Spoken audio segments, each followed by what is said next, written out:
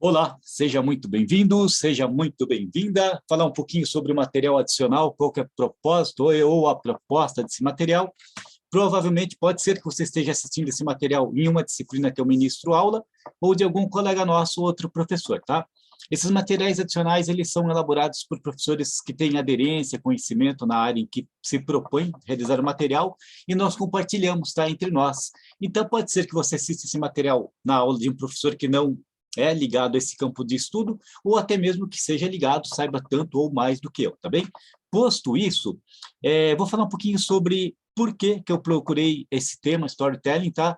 Estou colocando nas disciplinas de marketing digital e algumas outras também, porque dentro da disciplina, muitas vezes nós não conseguimos tratar. Inclusive, há livros só sobre storytelling, há, inclusive, disciplinas de pós-graduação só sobre storytelling. É um tema muito importante. Ele trabalha, é utilizado tanto no contexto de corporações quanto de campanhas publicitárias, tá?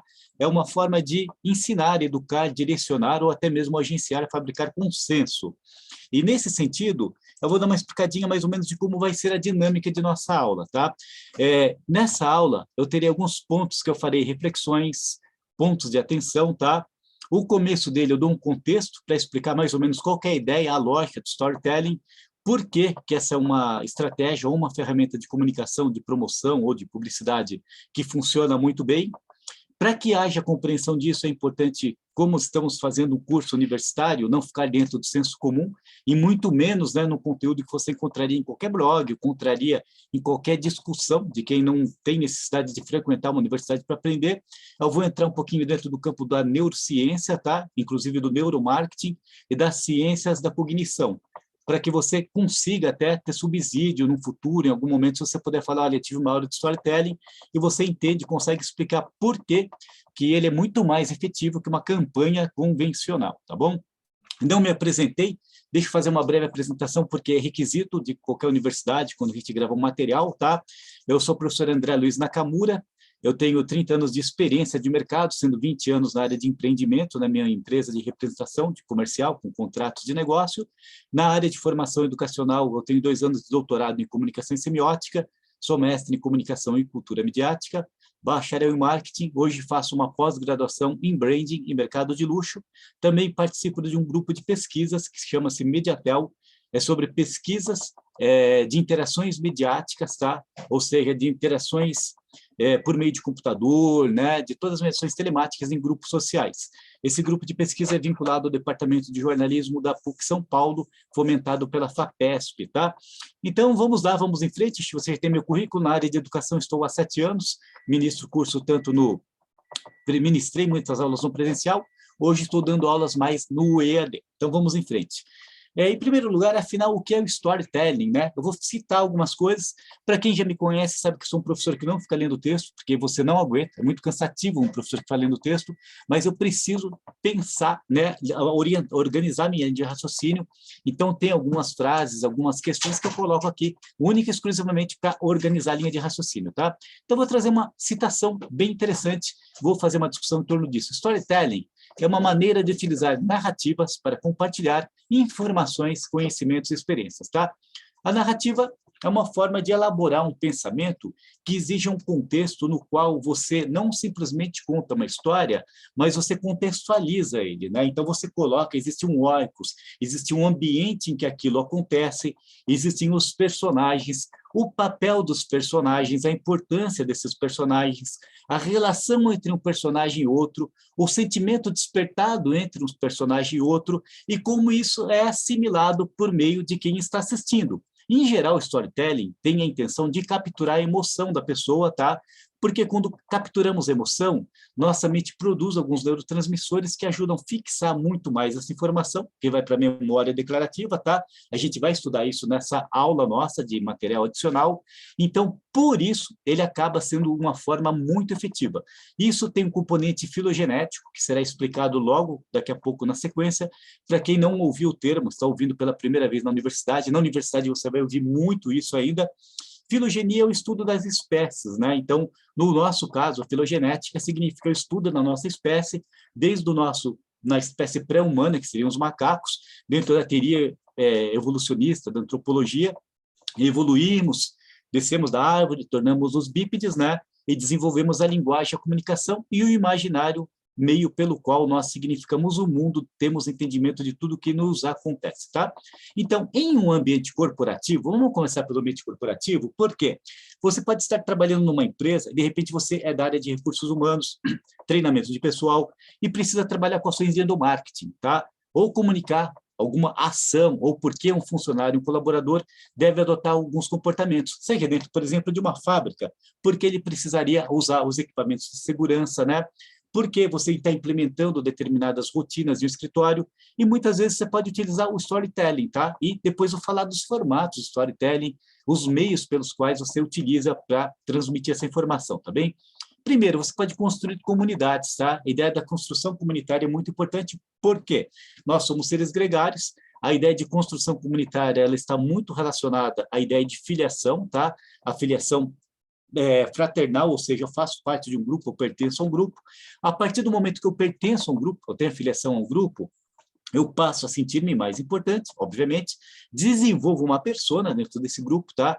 Por meio disso, se for num ambiente corporativo, você desenvolve o pensamento de equipe. Desenvolvendo o pensamento de equipe, você tem um grupo muito mais coeso, que se preocupa com a entrega de resultado. Por quê? A partir do momento que você faz parte de uma comunidade, você é visto pelos seus pares e você observa seus pares, tá? Não no sentido do vigiar, né, e punir, mas no sentido do pertencimento social, mais pensando aí pela linha dos teóricos, filósofos aí da filosofia, como Georg Simmel, de repente Giddens, Bauman, a nossa necessidade de pertencimento, onde nós oferecemos o nosso melhor. Tem a teoria também do Hawthorne, tá? Do campo da administração, que diz o seguinte: quando eu estou sendo observado, quando observo, eu entrego o meu melhor. Eu entrego o meu melhor porque estou sendo observado. É a nossa vaidade. A vaidade intrínseca ao ser humano é um dispositivo, uma ferramenta de melhoria evolucionista, tá? Preservar a identidade e a história da empresa, tá? Então, eu vou depois explicar como que se faz isso. Pense que você é dono de uma empresa, tá? Vamos pensar grande, você é dono de uma empresa, e essa empresa tem uma história, e de repente, dentro do contexto dessa história dessa empresa, você tem alguns valores, tá? Você tem os valores como, por exemplo, respeito à pluralidade, você gosta de ter pessoas das mais diversas naturezas de gênero, né?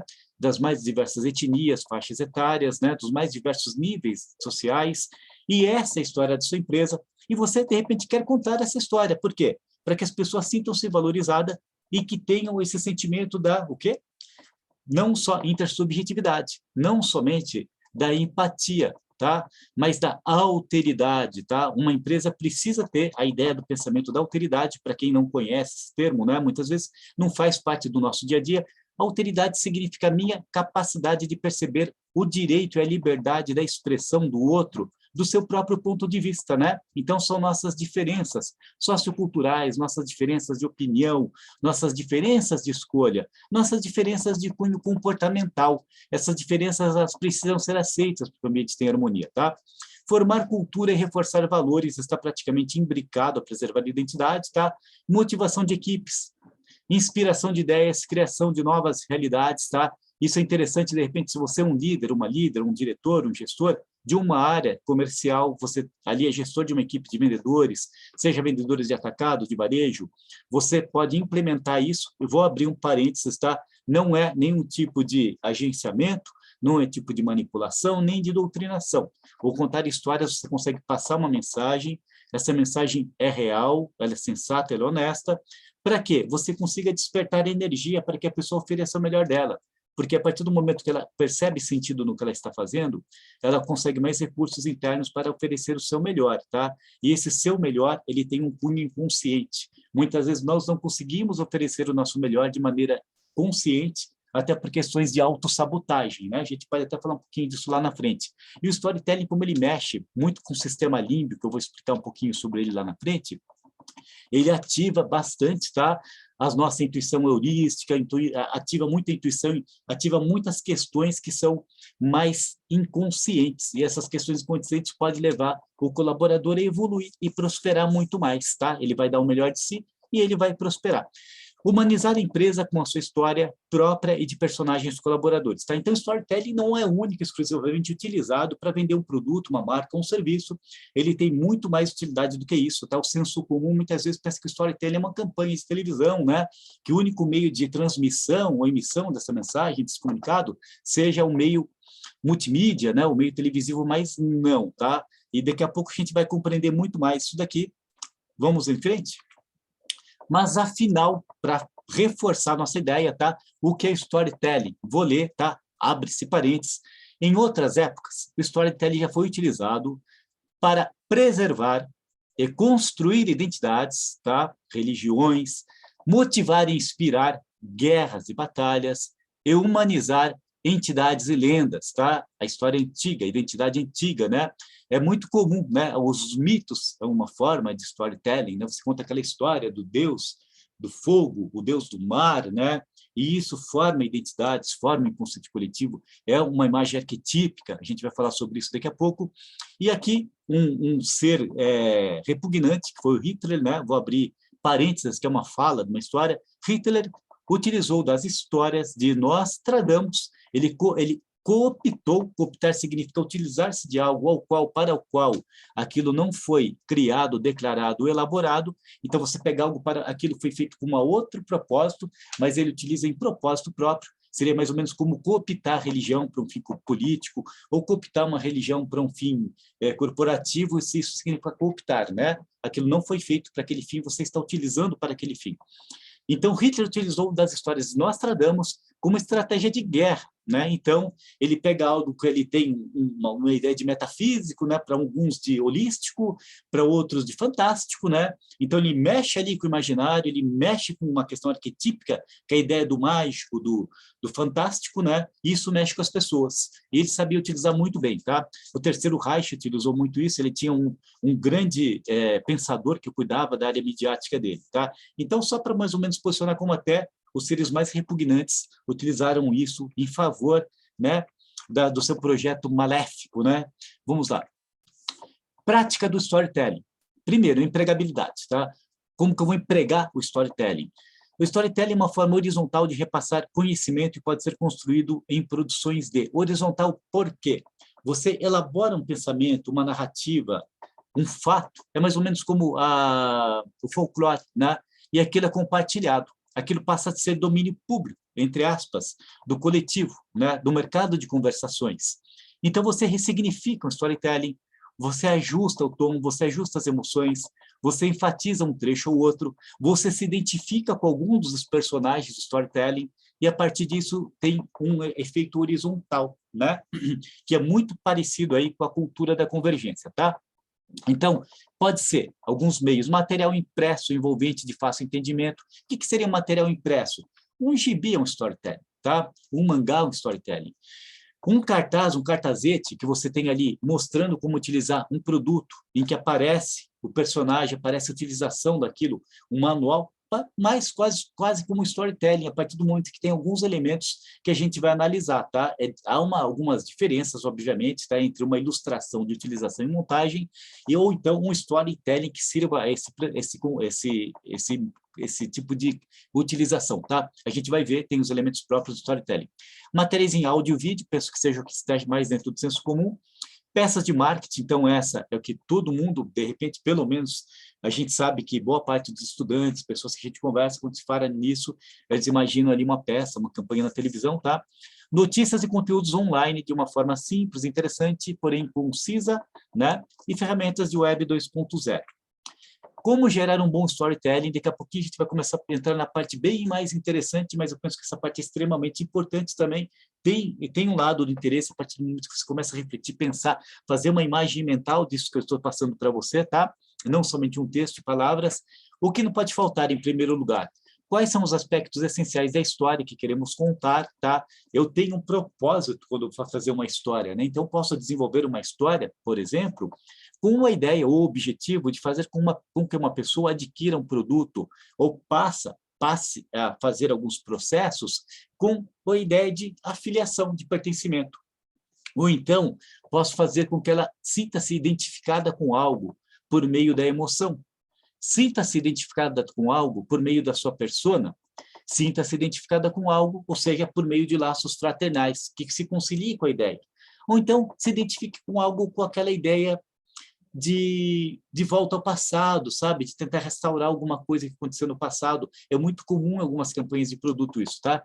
O estilo de abordagem. Devemos contar a história de forma linear ou multifacetada. Tanto faz, tá? Depende muito do seu público. É muito importante que você conheça seu público-alvo. Então, linear, por exemplo, uma história que é linear, um exemplo bem simples de storytelling, é a Margarina Doriana. Por que é um storytelling? Ele tem um elemento de uma família, tá? Ele coloca num contexto, uma narrativa. Essa narrativa, o que significa? Qual que é o contexto? Uma casa, uma residência, qual que é a variável do contexto? O horário da refeição. O horário da refeição, já dentro do nosso imaginário, é um momento de comunhão, as pessoas sentadas à mesa, é um momento de bem-estar, teoricamente, tá? É um momento em que as pessoas estão ali, única e exclusivamente juntas para compartilhar, bater papo, falar do seu dia, dos seus planos, né? Das relações, daquilo que é de interesse comum, e coloca-se no centro da campanha ali um produto que vai ser consumido. Então, cria-se um imaginário de que criou-se todo esse ambiente, tem toda aquela alegria, tem toda aquela trama, e no centro da trama existe um produto, e por meio desse produto ele é mais ou menos como se fosse uma âncora, né? O backbone, seria o elemento central, o pilar que sustenta esse acontecimento. Eles não estaria acontecendo isso se não tivesse aquele produto à mesa. Então, enfatiza-se tudo, você vende uma sensação, uma percepção, uma vontade de participar de uma ocorrência, de um acontecimento, e ali coloca-se um produto ali no centro, que seria praticamente o catalisador de todos os sentimentos, tá? Foco das histórias. O foco da história são os indivíduos ou organização, né? É importante você ter esse ponto de vista. Depende do que você também está trabalhando. Se eu estou ali, de repente, trabalhando com uma equipe de vendas, né? Eu penso que o caminho mais assertivo seriam as pessoas, os indivíduos, né? Mostrar a trajetória, né? A trajetória do herói, uma pessoa que consegue superar alguns desafios. A área comercial é de grande superação. A área comercial é uma das áreas que exige muito esse tipo de abordagem, de treinamento. Então, você cria uma identificação, cria uma certa catarse, tá? O afloramento de alguma emoção associada à superação de desafios faz com que a pessoa que está diante de um desafio, é uma área muito desafiadora, ele catalisa essas emoções, né? E vincule com a percepção de que aquilo resulta em um sucesso, né? A ideia do pensamento teleológico. Eu faço algo em função, esperando uma resposta, né? No futuro, a causa e o efeito, claramente, tá? E da organização, já falei logo no começo, não vou falar que vai ficar redundante, tá? Então, a ideia do briefing, né? Eu vou sentar, vou bater papo, vou discutir com a equipe que vai fazer, ou até mesmo você sozinho, você vai pondo no papel, olha de novo, repensa, faz outra vez. Storytelling não é algo para ser feito única e exclusivamente por uma empresa, uma agência de publicidade, um grupo. Você pode preparar um storytelling para apresentar um produto. Você pode preparar um storytelling para fazer uma entrevista de emprego. Você pode preparar um storytelling nas mais diversas situações, tá? É uma forma de organizar, estruturar pensamento, criar uma narrativa, dar um sentido, dar uma emoção na maneira como você vai transmitir algo. Tem pessoas que se vendem muito bem assim. Tem pessoas que vão para uma entrevista de emprego, ela tem um currículo que não é nem tão forte quanto os seus concorrentes, mas na hora que ela se vende, que ela conta a sua história, posiciona a sua história, ela captura aquela pessoa, ela consegue entrar na mente do entrevistador e consegue convencer ele realmente. Porque uma pessoa consegue se vender de uma maneira muito boa, com certeza ela tem vários elementos de empatia, né? De pensamento estruturado, né? Ela consegue, tem uma boa inteligência emocional, ela consegue ali, com certeza, desempenhar bem o papel para o qual ela está sendo contratada, óbvio, se ela tiver aderência, né? Vamos lá. Por que o storytelling é eficiente? Primeiro, quando nós ainda morávamos nas cavernas, tudo que acontecia conosco passava a ser compartilhado entre pares, tá? Então, vamos supor, eu e você somos seres da caverna, homens da caverna, mulheres das cavernas lá, né?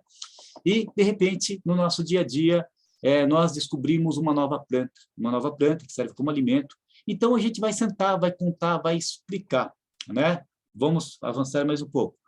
Durante a caça, nós descobrimos que para conseguir caçar em grupo é muito melhor. Então, nós nos organizamos, explicamos, falamos, inicialmente por movimentos, grunhidos, ou fomos oferecendo significados para esses significantes, né? Então, o significado é o entendimento em relação a um gesto, o gesto seria o significante, tá? O grunhido seria o significante, e os signos, né? Os elementos que estão ali no contexto daquilo. O signo, por exemplo, seria a imagem de um animal, né? Seria, de repente, a representação simbólica de um animal, como ele representa ali as expressões, e fomos contando histórias para desenvolver nossa habilidade e nossa capacidade de viver num ambiente hostil. Era um ambiente ou nós caçávamos ou era caçados, né? Alguns alimentos eles eram comestíveis, outros eram venenosos. Isso foi sendo descoberto, perdão, empiricamente. Foi uma descoberta empírica, de experimentação, acerto e erro. E a área do nosso cérebro responsável por guardar memórias, a área do nosso cérebro responsável por conduzir nossas decisões, e a área que conduz nossas decisões, explicando cientificamente, ela chama-se núcleo accumbens, tá? A via dopaminérgica, é uma área do cérebro que, assim, eu tenho um comportamento, a partir do momento que eu tenho esse comportamento, se o comportamento for positivo, eu recebo uma descarga de dopamina, ele cria algumas conexões sinápticas, e esse comportamento eu vou gravar na minha memória declarativa de longo prazo, que vai lá para o meu hipocampo, que vai formar minhas tomadas de decisões. Então, o que acontece? Nós aprendemos a contar história. A parte do nosso cérebro que ouve histórias e que conta histórias, ela é muito mais bem desenvolvida do que outras áreas, porque disso depende a nossa sobrevivência. Em todo o curso do processo civilizador, quem fala de processo civilizador é um autor chamado Norbert Elias, tá? Nós fomos aprender a contar histórias, ouvir histórias na nossa infância, né? Histórias de folclore, contos, né? Há comunidades que são ágrafas, que não existe texto, não existe código escrito, que é tudo transmitido por voz, porque é uma área do cérebro que é muito mais desenvolvida, tá? Então, é aí, o storytelling é eficiente porque faz parte de um processo genético. A estrutura do nosso cérebro, ela foi organizada e desenvolvida para compreender melhor as histórias, tá? Então, contar histórias, ele tem esse potencial de entrar na mente da pessoa. Como que funciona isso na nossa mente? Nós temos uma entrada de uma informação, tá? Leia-se aqui onde você está vendo input sensorial, pode ser uma experiência, pode ser uma imagem, pode ser uma fala, tudo que vai entrar, tá? Então, ele é aferente, ele está vindo, está entrando para a nossa mente, né? Aí nós temos uma questão sensorial. A informação ao qual não se presta atenção é perdida. Como que acontece esse primeiro processo? Quando eu recebo uma informação, seja pelo ouvido, pelos olhos, né? Ela vai passar pelo meu córtex pré-frontal e lá eu vou analisar se isso tem importância ou não tem importância. Se é algo que não tem tanta importância, por exemplo, te falar um número de telefone que é só para você guardar, te deram um número de um protocolo, te deram uma senha, né? Te explicaram um caminho do lugar pelo qual você não precisa passar muitas vezes. Isso não é storytelling, é simplesmente uma informação que se transforma ali. É um dado, até muitas vezes somente um dado que pode ser transformado numa informação. Então, eu vou colocar na minha memória de curto prazo, que eu vou jogar fora. É o que acontece com as campanhas mal elaboradas. O que acontece? O meu córtex pré-frontal, que era do cérebro que faz a seleção do que me importa ou não me importa, ele vai falar assim, olha, isso aqui eu não preciso gravar, isso não é pertinente para mim. É isso que acontece com boa parte das campanhas. É isso que acontece com boa parte das coisas que nós aprendemos. Até mesmo numa aula isso pode acontecer, né? Você aqui já pode falar, isso não serve para mim. Poxa, jogou fora, tá? Nosso cérebro, ele tem uma capacidade infinita de memorização. Nosso cérebro tem uma capacidade infinita de memorização. A única diferença é que, por um caminho ou outro, é preciso uma carga emocional para que nós guardemos essas informações. Então, existe uma química no meu cérebro que vai falar, eu preciso guardar isso. Se você está assistindo essa aula, você fala, poxa, caramba, isso daqui pode ser útil para mim, procurar emprego. Pode ser útil para me destacar no meu emprego, né? Pode ser útil para a minha vida pessoal. Você teve uma carga emocional. Quando você tem essa carga emocional, você criou vários neurotransmissores na sua mente. E, a partir desse momento, tudo que você vai assistindo nessa aula, você vai assimilando, você vai guardando, pode ser que não guarde plenamente, mas você vai conseguir recuperar se você se esforçar, tá? Então, isso se chama memória de longo prazo, tá? Quando alguma informação pode ser perdida com o passar do tempo, mas ela ainda está retida, tá? E como que funciona isso na parte neuroquímica? É básico, dentro de uma universidade, a gente faz parte, tá, do nosso ritual explicar as coisas de uma maneira mais elaborada, tá? Nós temos os neurônios, nós temos os dendrinos, né? Nós temos os axônios, e existe uma parte que se chama fenda sináptica. A fenda sináptica é o espaço entre um neurônio e outro.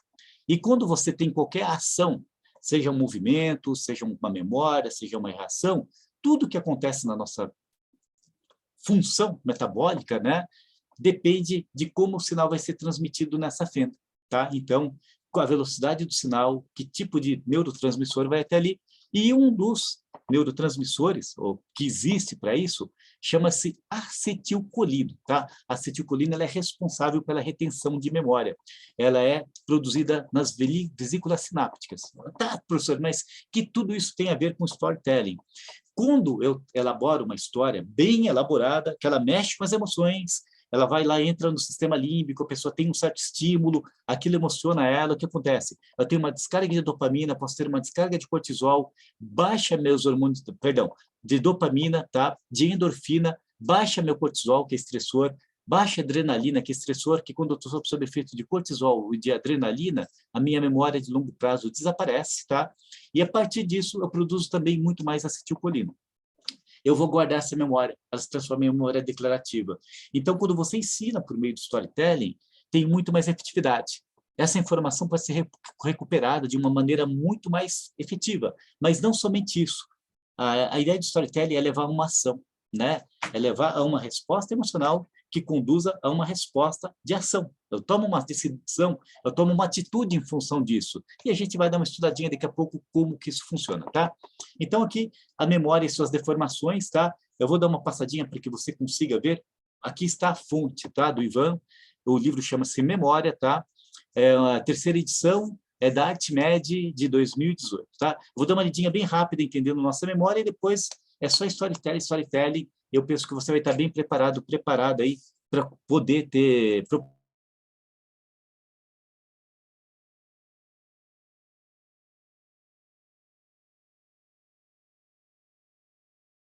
propriedade para falar sobre isso, tá?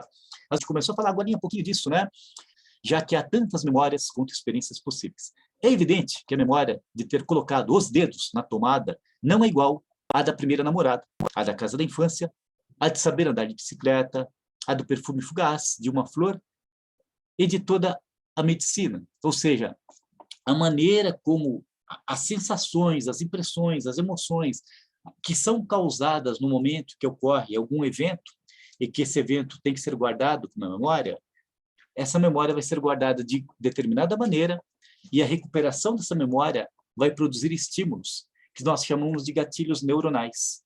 Memórias negativas, elas vão impactar uma área do cérebro chamada amígdala. A amígdala é responsável pela produção de cortisol e de adrenalina. Por isso que, por exemplo, vamos supor que uma pessoa teve uma experiência negativa, né? O cachorro correu atrás dela e mordeu quando ela era criança. E isso criou um trauma nela, um evento traumático. E a partir desse momento, se não foi bem resolvido, quando ela vê um cachorrinho, a memória dela retoma aquilo lá, mesmo que de forma inconsciente, ela dá um disparo para a amígdala faz algo que se chama sequestro emocional.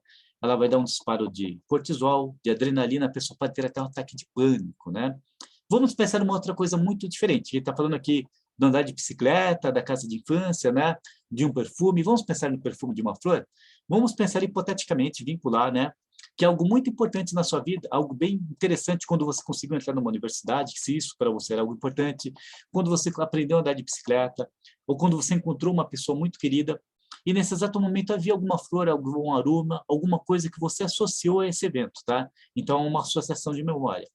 Quando você tiver contato com esse perfume, que está associado a esse acontecimento, você vai ter uma recuperação de memória, que a gente chama de memória afetiva, né? E junto com a memória olfativa, e você vai ter um bem-estar, você vai sentir um bem-estar. Porque junto com essa memória vem uma descarga muitas vezes de ocitocina, que é o hormônio do amor, né? De endorfina, que é do bem-estar e da recompensa. Então você percebe, são todos processos neuroquímicos. E o storytelling tem essa propriedade, a ideia de vincular o acontecimento de uma narrativa, né, a hormônios que produzam bem-estar. Tá? Então eu vou lembrar daquilo, aquilo vai me produzir um bem-estar e eu vou ter vontade de buscar aquilo começa a fazer sentido para mim. É um estímulo, né? É um estímulo. Algumas dessas memórias são adquiridas em segundos. A da tomada, você tomou um choque, é instantâneo aquilo lá. Por quê? É um gatilho de sobrevivência, né? Está no meu tronco cerebral, né? Que a gente chama de cérebro reptiliano. Então, é um instinto de sobrevivência, de luta ou fuga. E aquilo me marcou, aquilo colocou em risco minha vida. Marquei e registrei aquela memória imediatamente, tá? A da flor, ela foi registrada onde? Foi registrada no meu sistema límbico, no meu centro das emoções, porque aquilo me emocionou. O centro das emoções tem um poder imenso de memorização, porque a base do sistema límbico está em conexão direta com o hipocampo. E o hipocampo é o centro de retenção da memória de longo prazo. Então, e toda a fisiologia do cérebro está preparada para isso, né? Andar de bicicleta e muitas outras, tá? Eu vou dar uma avançadinha aqui só para começar a ilustrar, a gente começar a entender o mecanismo de memória, que storytelling tem muito a ver com ação, tá? E com memória. Não faz muito sentido se a gente não compreender esse mecanismo, fica vazio de sentido, tá? Vamos lá, aqui rapidamente, tá? Então, assim, você tem memórias antigas e memórias atuais, aqui em cima, no auge, tem a memória, depois a gente tem memória sensorial, né? Do experimento, do tato, de tudo aquilo que nós experimentamos. Aí ela tem a memória de longo prazo. Tá? Depois eu tenho a memória de curto prazo. Dentro da memória de curto prazo, eu tenho a imediata. Lembra que eu falei? Aquela memória de guardar um telefone, alguma coisa e outra. Tenho a memória de trabalho, muitas vezes de conseguir repetir um movimento só por determinado período de tempo, tá? Como se fosse um computador, como se fosse a memória RAM. Até fiz um apontamento aqui, ó. A memória de trabalho é processada fundamentalmente pelo córtex pré-frontal, que falei lá no comecinho, então, é aquela que eu estou selecionando, é importante, não é importante, é o centro da razão, das tomadas de decisões, né? Onde seleciona o que importa e o que não importa, tá? E selecionar o novo do velho, isso é muito importante, tá? Então, quando eu estou na memória de trabalho, eu estou assistindo ali, de repente, alguma coisa, vendo alguma coisa, se aquilo não me interessa, tchau, fui embora. Se aquilo me interessa, opa, vou mandar para a memória de longo prazo, tá? Chegou na memória de longo prazo, tem a declarativa e não declarativa. A declarativa são aquelas memórias que eu consigo realmente acessar com muito mais facilidade, tá? Então, ela está numa área pré-consciente, ou então não declarativa, ela está numa área quase que inconsciente, tá? Aí tem memória semântica por associação, muitas vezes a gente fala ali de mnemônica, lembra que a gente fala, putz, você começa a falar um número de telefone e você lembra o restante do número. Você começa a falar, de repente, de uma equação química, você lembra todo o restante da equação química. É muito conectado à memória semântica, à memória mnemônica, que é a memória de um evento puxa o outro, né? E a memória episódica, essa que nos importa, tá? Então, um filme ou algo que lemos, que nos contaram, são memórias episódicas, algo que aconteceu, um episódio. E a nossa, a estrutura cerebral nossa, ela é muito bem organizada para isso. Por quê? Porque uma história, um filme, um episódio, um acontecimento, tem muita conexão com os eventos sociais. Os eventos sociais nos interessam muito. Qualquer autor, vou pegar carona em Durkheim, nós somos seres coletivos, somos seres que trabalhamos com a relatividade social, então nós nos medimos por nossos pares, tá? Se eu falar aqui de Lacan, Lacan fala que nós temos a nossa percepção de mundo através do olhar do outro, e vamos extrapolando para quantos autores a gente quiser aqui, para demonstrar o quanto nós somos seres gregários. Então, tudo que envolve uma narrativa, uma história, algo que está num contexto social, ele nos chama atenção, né? Não é à toa que as pessoas hoje ficam verificando as redes sociais, né? Porque é uma ideia de grupo, é um pensamento coletivo. Se você, em um momento, você tinha uma identidade para si e por si, hoje você tem uma identidade de si para os outros, né? E dos outros para si. Quem fala muito disso é o Maffesoli, tá? O Maffesoli tem um livro que trata muito disso daí. Se eu lembrar o nome do livro no curso aqui da nossa, eu vou falar, tá? Durante a nossa aula, eu cito esse livro, senão depois eu trago em um outro momento. Reflexão, aqui para abrir um pensamento rápido, tá? Muitas memórias são adquiridas por meio da associação de um estímulo a outro ou a uma resposta, tá? Então é isso, associação de estímulos, lembra que eu falei? Memória olfativa, memória auditiva, por isso que muitas pessoas carregam memória, né? Memória mnemônica, então tem vários jeitos de você adquirir memória, associar memória, recordar memória, recuperar memória, tá? Daqui a pouquinho a gente vai falar da jornada do herói, que é importante. E aqui, estratégias e base científica. Vamos pensar em algumas estratégias para montar o storytelling, já mudando um pouquinho de tema? Por exemplo, vamos pensar que você quer elaborar uma peça, tá? Você está trabalhando, você quer produzir um storytelling. Um dos caminhos para produzir um storytelling é recorrer à ideia do inconsciente coletivo, tá? Do Jung. O inconsciente coletivo ele diz o seguinte: todo material herdado, que possivelmente comum a todos os seres humanos, tá? Por exemplo, vamos pensar assim, nós temos o inconsciente coletivo, tá? Que é tudo que aconteceu na nossa espécie humana e pré-humana, e depois tem os arquétipos, tá? O arquétipo é uma espécie de imagem anterior, tão intrinsecamente presente no inconsciente coletivo do ser humano, que se projeta nos diversos aspectos da sua vida. como ocorre nos sonhos, nas narrativas. Vou explicar isso de uma maneira mais simples. Uma ideia de arquétipo, o arquétipo da mãe. A espécie, toda espécie mamífera, ela tem uma mãe. Então, durante milhares e milhares, milhões de anos, existe uma relação entre a cria e a mãe. E há uma expectativa em relação a esse tipo de relacionamento, e nós nascemos com uma predisposição a ter uma concepção formada da figura materna, tá? Assim como também, durante milhares e milhares e milhões de anos, tá? Existiu um sábio, em várias culturas sempre há um sábio, aquele que domina alguma coisa, então nós temos um arquétipo em relação ao sábio, a sabedoria, né? Nós temos uma atração por isso, né? Arquétipos de poder, então vai extrapolando, tá? O arquétipo do brincar, né? Que é a questão do homus ludens, né? Do ser lúdico, do ser que aprende e aprende por meio da brincadeira, então isso é arquetípico, é algo que faz parte de todos os seres humanos, não importa a cultura, né? Não importa a qual geração de pertença, são imagens primordiais que moldam algumas tomadas de decisão, tá? E, tomando carona nisso, vou pegar alguns exemplos aqui. Uma estratégia, por exemplo, tá? Imagens primordiais do inconsciente coletivo, por exemplo, o arquétipo da criança, né? Do brincar, né?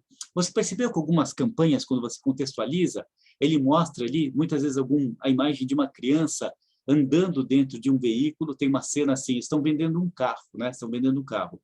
Eles colocam uma criança olhando pela janela, um carro andando, isso é um storytelling. E qual que é o sentido disso? Ainda que você não raciocine a respeito disso, na nossa sociedade, e por incrível que pareça, ainda é uma sociedade que tem alguns hábitos que são muito generalistas, né? São muito...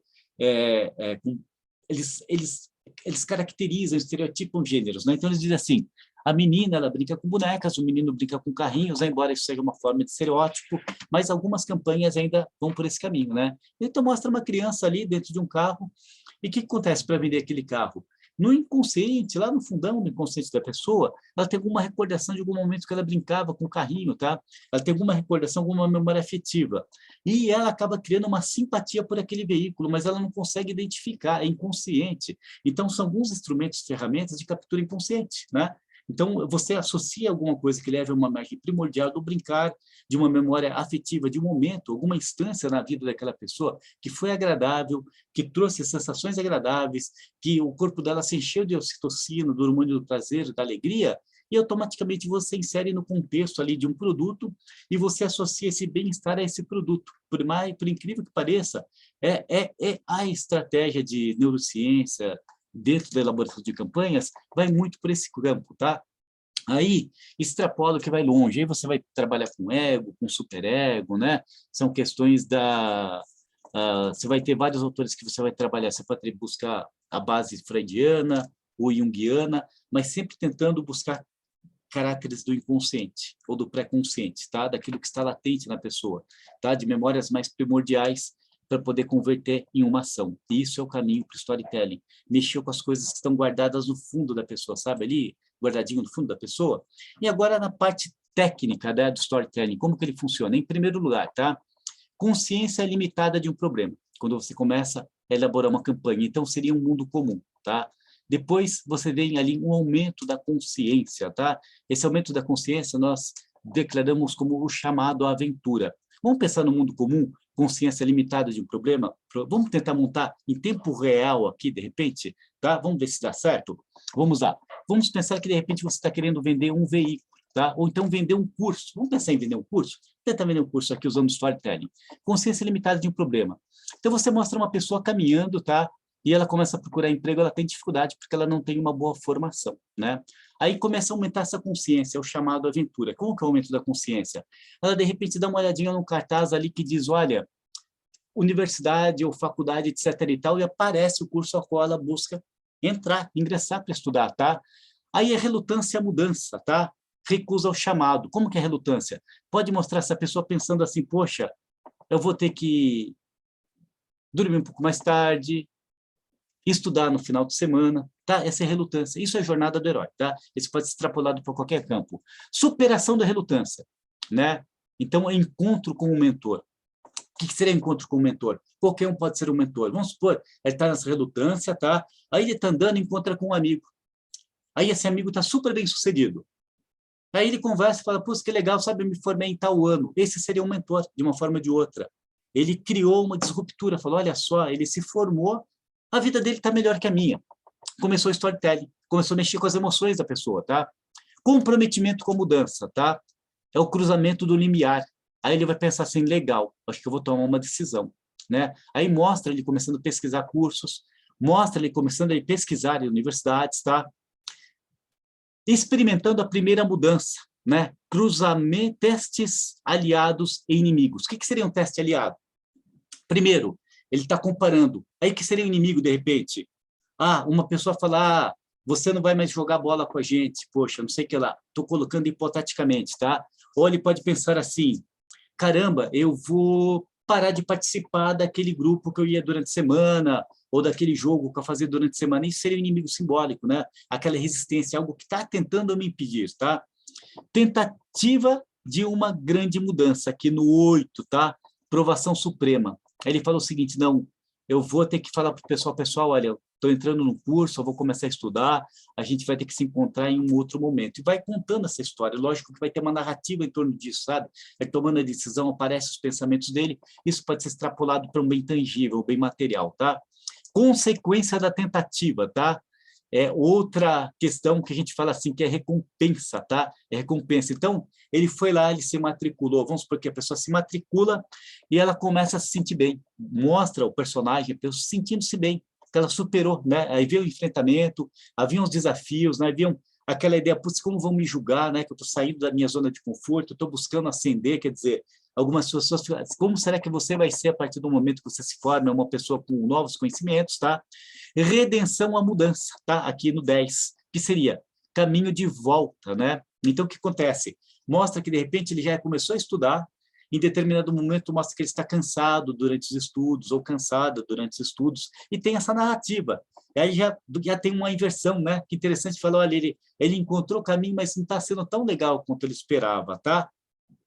Aí o que acontece? Rededicação à mudança, né? Caminho de volta. Última tentativa de uma grande mudança, que seria a ressurreição. O que pode mostrar? Ele conquistando o seu primeiro semestre, ou então conseguindo uma vaga de emprego que falava o seguinte, essa vaga é para alguém que já tem, pelo menos iniciou o curso superior. Então mostra ele recebendo essa recompensa de conseguir esse emprego, né? E domínio final do problema. Ou significa o quê? Você pode mostrar a imagem da pessoa já sentada ali, seja no escritório, comandando uma equipe, ou líder de uma fábrica, ou um médico veterinário com uma clínica aberta, tá? Então eu montei, tá? Eu montei aqui mais ou menos de improviso, que eu acho que é legal isso. Eu posso, se quiser, eu monto um roteiro extremamente estruturado, com os mais diversos exemplos, mas para você ver como que, a partir do momento que você tem esse mapa, por meio desse mapa e da linha de raciocínio, você tem todo o conteúdo para você começar a elaborar como montar a sua história, como preparar um storytelling, e você começa a entender, se você acompanhou essa aula, prestando atenção, você viu que em cada um desses pontos que eu toquei, surgiu alguma emoção. Ou surgiu a emoção de um pouquinho da ansiedade, que é interessante. A ansiedade, ela abre um pouco nossas percepções, ela acelera o batimento cardíaco, ela manda mais sangue para algumas áreas do corpo, e daqui a pouco você vê aquela ideia do, putz, relaxei, né? Então veio a endorfina. Aí você começou a guardar memória disso, interessante, não é? E de repente você teve um relaxamento tão grande, que entrou quase naquele estado de apatia quando você fala ali da, sabe, do caminho de volta, será que vai dar certo, será que não vai dar certo? E daqui a pouco tem outro pico, mexe de novo com a emoção, poxa, conseguiu, né? Imagine tudo isso sendo contado com imagem, com uma música de fundo, alternando as músicas, né? Trocando a cena, dando contornos de imagem, utilizando todo o repertório midiático que pode existir. Então, isso é a elaboração da jornada de um herói. Então, uma história bem contada por esse caminho, você vende um curso, você vende um carro, você vende uma casa, você vende roupas, você vende perfume, você vende qualquer coisa, tá? Se você, e como, por que eu estou falando de vendas? Porque é um motor da sociedade, é pelo fluxo de vendas que geram praticamente todos os empregos que existem, né? Ou então você fazendo essa mesma jornada para treinar uma equipe, né? Para você poder passar uma mensagem corporativa, institucional, tá bem? E vamos dar uma olhadinha aqui só para sintetizar e encerrar a nossa aulinha aqui. Se você gostou dessa aula e achar, poxa, professor, eu gostaria que fosse mais elaborado, com exemplos extremamente sintáticos, né? Eu posso montar uma aula que é um complemento dessa aula, mas eu preciso do seu feedback. Tá? Você fala, professor, está completo, né? Ou de repente, tá aí, não gostei, beleza, então nem se manifesta, fica só com esse conteúdinho, que eu acredito que ele vai, em algum momento, ter alguma utilidade, tá? Primeiro, tem que ter objetivos claros, tá? Qual que é a sua proposta? Eu estou vendendo um produto, eu estou recuperando o mercado, eu estou atraindo o público, né? Estou vendendo uma ideia. Apresentar e responder questões subjacentes, né? Que público que isso vai impactar, né? Como que isso pode ser visto? Tomar cuidado para que uma narrativa não tenha um viés de alguma natureza que pareça ser algum tipo de fabricação de consenso, né? Algum tipo de agenciamento, ou seja, não parecer que estou manipulando, né? Estou querendo vender algo utilizando recursos. Isso é honesto, justo, correto, né? Elaborar uma história a partir de fatos, que é muito legal. Então, você monta coisas que são factíveis, né? Não pode ser uma coisa fora da realidade, né? Você mostrar, vamos supor a ideia do curso, estou mostrando ele entrando, ele se forma e já virou piloto de foguete, ou está trabalhando, é tudo totalmente fora da realidade, né? Então, tem que ter uma coerência dos fatos, né? Considerar o público-alvo, aqui a gente falou, de repente, para uma pessoa muito jovem, que está começando uma carreira, então tem toda a cenografia, toda a ambiência daquele público, né? A questão da geração, os contextos que isso acontece, e todos os elementos contidos nesse ambiente simbólico, né? E ser genuíno original, que é o mais importante de tudo. Se você, de repente, percebeu minhas aulas, que me acompanha, eu sou totalmente original nas minhas aulas, tá? Se eu estou gaguejando, estou, se estou emocionado, estou, né? Se eu preciso parar para parar, eu paro na frente da câmera, porque nós somos seres humanos, né? Nós não somos máquinas. A máquina, ela tem um algoritmo. O algoritmo é invariável, né? Você programa ele, então você consegue cadenciar. O ser humano, ele tem o charme de ser humano, meu e o seu, é a certa imprevisibilidade, é o direito ao erro, né? É a paradinha para reflexão de pensamento, né? Então, tudo isso é muito importante, seja nossos papéis profissionais, né? Seja nosso papel social. Genuíno tanto numa peça, ser original numa peça, uma peça nova, inédita, como também nos papéis que assumimos, tá? Então, é uma aula meio que multidisciplinar, interdisciplinar, tá? Visual com simplicidade e clareza, evitar preconceito básico, né? Isso acho que até é desnecessário falar, né? Não tem nada pior na espécie que o preconceito. Considerar os objetivos e expectativas, declarar suas posições e advertências, não cair na armadilha do parece legal. É importante passar isso para as pessoas, análise crítica das pessoas, a visão de um grupo, de uma equipe, tá? Se é uma peça para ser publicada, óbvio, para a empresa, e se for algo seu também, é legal as pessoas mais próximas você darem seu ponto de vista, tá bem? Então, isso, na verdade, sim, o material adicional, já encerrando o nosso bate-papo aqui, ele não tem a pretensão de ser uma formação, né? Tem a ideia, a proposta de inserir um conteúdo extra para que o estudante, tendo afinidade com esse conteúdo, ele fala, legal, vou fazer um curso voltado a esse campo, né? Obviamente, se você quiser aprender storytelling, tem cursos únicos e exclusivamente para isso. Então, de repente, cada um desses slides meu vai se transformar numa aula. E aí a profundidade vai ser gigantesca. Por exemplo, a jornada do herói, eu posso trabalhar isso para que sejam 5, 6 aulas, para que faça sentido na construção total disso, né? Então, é legal para você ter uma ideia, falar, de repente, pô, legal, o material adicional e complementar, acho que é por esse caminho, tá? Oferecer novas, é uma ponta, né? Uma bússola que aponta para lá e para cá, fala, gostei, vou assimilar, não gostei, tchau, já sei que disso não vai rolar, né? Bom, é isso, muito obrigado. Você vem ver outras matérias complementares, te desejo bastante sucesso, que você realize aí, que você vem buscando com a sua formação, tá bem? Até a próxima.